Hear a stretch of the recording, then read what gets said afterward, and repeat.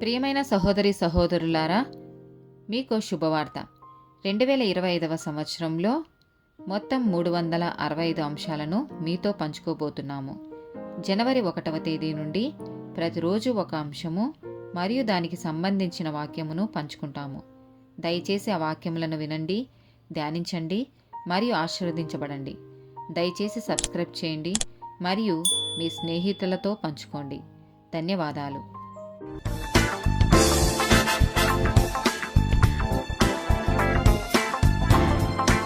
126th day topic తప్పుడు సాక్షి.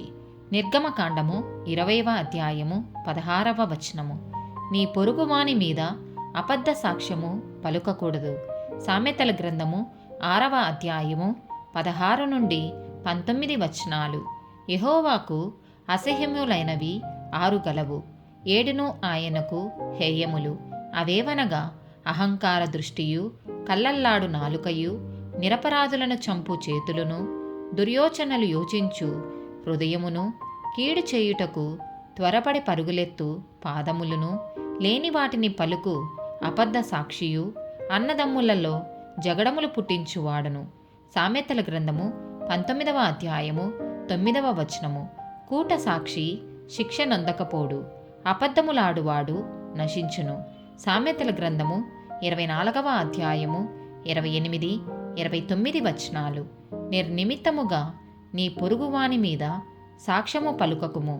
నీ పెదవులతో మోసపు మాటలు చెప్పవచ్చునా?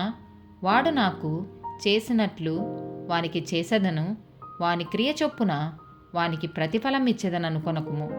మత్తయి సువార్త 26వ అధ్యాయము 59, 60 వచనాలు.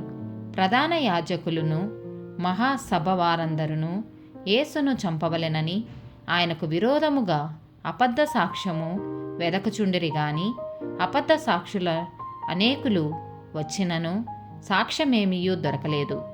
ఆమేన్.